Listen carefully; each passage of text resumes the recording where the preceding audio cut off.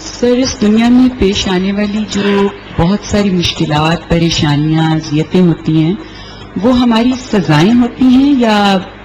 ہماری آزمائشیں ہوتی ہیں؟ ہم اس کو کیسے ڈٹرمن کریں گے کہ یہ جو اب دکھ مجھے ملا ہے، یہ پریشانی جو آئی ہے، یہ میری سزا ہے یا یہ ہے کہ اللہ کی طرف سے کوئی بہتری جو ہے وہ پیدا ہو رہی ہے اور آزمائش سے مجھے گزارا جا رہا ہے؟ پہلے تو اصولی طور پر یہ سمجھ لینا چاہیے کہ جو تکلیف، جو مصیبت بھی آتی ہے وہ ہمارے جرائم کی سزا بھی ہوتی ہے، ہماری کوتاہیوں کی سزا بھی ہوتی ہے، ہماری حماقتوں کی سزا بھی ہوتی ہے، اور بعض موقعوں کے اوپر جو قدرت نے اسباب پیدا کیے ہیں ان کو استعمال نہ کرنے کا نتیجہ بھی ہوتا ہے۔ یعنی دنیا اللہ تعالیٰ نے جس اصول پر بنائی ہے اس میں مادی اسباب کی بھی اہمیت ہے، اخلاقی اسباب کی بھی بڑی اہمیت ہے، تو دونوں چیزیں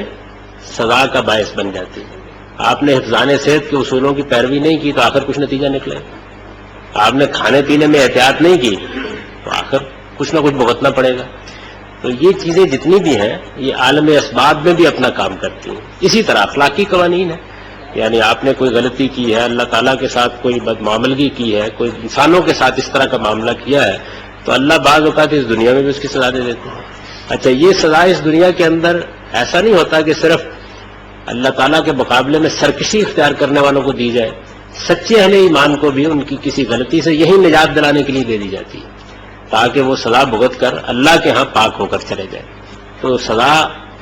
کو بہرحال سامنے رکھنا چاہیے۔ اس کی وجہ یہ ہے کہ یہ دنیا جس طرح بنائی گئی ہے اس میں ہر لحظہ ہم کوئی علمی رائے قائم کر رہے ہوتے ہیں، کوئی عملی اقدام کر رہے ہوتے ہیں، تو علم اور عمل دونوں کے معاملے میں ہمارے رویے خواہ وہ عالم اسباب سے متعلق ہوں یا اخلاقی اصولوں سے متعلق ہوں، ہر حال میں ہم پر اثر انداز ہو جاتے ہیں کسی نہ کسی درجے میں۔ دوسری چیز یہ ہے کہ اللہ نے ایک عمومی امتحان برپا کر رکھا ہے۔ دنیا بہرحال امتحان کے اصول پر بنائی گئی ہے اور وہ اپنے بندوں کا امتحان لے رہا ہے۔ قرآن مجید نے اس نے واضح کر دیا ہے کہ یہ امتحان میں بیماریوں کے ذریعے سے بھی لیتا ہوں، یہ امتحان میں جنگ و جدال کی مصیبتوں میں مبتلا کر کے بھی لیتا ہوں، یہ امتحان میں غربت کی مصیبت میں مبتلا کر کے بھی لیتا ہوں۔ اچھا، پھر اس امتحان کے دوسرے پہلو کو بھی نمایاں کیا ہے کہ بعض اوقات میں بڑی نعمتیں دے کر، اقتدار دے کر، حسن دے کر، بے پناہ علم دے کر، بے پناہ دولت دے کر بھی امتحان کرتا ہوں تاکہ یہ معلوم ہو کہ بندہ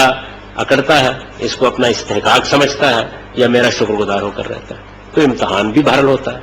اس میں مصیبتیں اور تکلیفیں امتحان کے بھی اس پہلو سے آ جاتی ہیں۔ پھر ایک اور چیز یہ ہوتی ہے کہ بعض اوقات اللہ تعالیٰ کسی شخص کے اوپر کوئی مصیبت نازل کر کے، کسی تکلیف میں اس کو مبتلا کر کے دوسروں کے لیے عبرت بناتے ہیں، یعنی دوسروں کے لیے اس میں گویا نصیحت کا سامان ہوتا ہے۔ بچوں پر اسی اصول میں تکلیفیں آتی ہیں، معصوم لوگوں پر اسی اصول پر تکلیفیں آتی ہیں، اللہ اس کا آگے قیامت میں ازالہ فرمائے گا لیکن دنیا میں وہ لوگوں کے لیے یہ معاملہ کر دیتا ہے۔ تو بڑے بڑے پہلو یہ ہیں، اس کے علاوہ بھی بہت سی شکلیں ہیں جن میں ہم پر مصیبتیں اور تکلیفیں آ جاتی ہیں۔ اب رہ گئی یہ بات کہ ہم اس کو کیسے متعین کریں، تو اللہ تعالیٰ نے ہم کو عقل دے رکھی ہے، بصیرت دے رکھی ہے، اپنے احوال پر ہم کو ہر وقت غور کرتا رہنا چاہیے۔ عالم اسباب میں جو غلطیاں ہم نے کی ہوتی ہیں ایسا نہیں کہ وہ ہماری نگاہوں سے اوجھل ہوتی ہیں، ہمیں معلوم ہوتا ہے کہ کہاں ہم نے غلطی کی ہے۔ بالکل ایسے ہی اخلاقی لحاظ سے بھی انسان جب غلطی کرتا ہے تو اس کا ضمیر اس کو بتا دیتا ہے کہ اس نے غلطی کی ہے۔ تو ایسی کسی چیز کا اگر آپ کو تنبؤ ہو جائے، آپ کو محسوس ہو جائے کہ ایسا ہوا ہے تو اللہ تعالیٰ سے معافی مانگنی چاہیے، اور اس طرح کی ہر مصیبت اور تکلیف کو یہی خیال کر کے قبول کر لینا چاہیے کہ میرا پروردگار میرے لیے پاکیزگی کا سامان کر رہا ہے اور اس کی اس میں بڑی حکمت ہوگی۔ تو یہ پہلو تو آسانی سے معلوم ہو جاتا ہے۔ اب رہ گئی یہ بات کہ آپ کو بظاہر یہ سمجھ میں نہیں آتا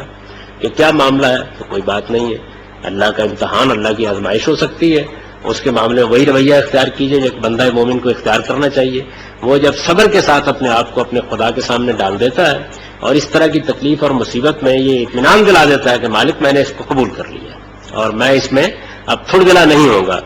تو میں آپ سے عرض کرتا ہوں کہ عام طور پر بہت کم عرصے میں تکلیف ختم ہو جاتی ہے۔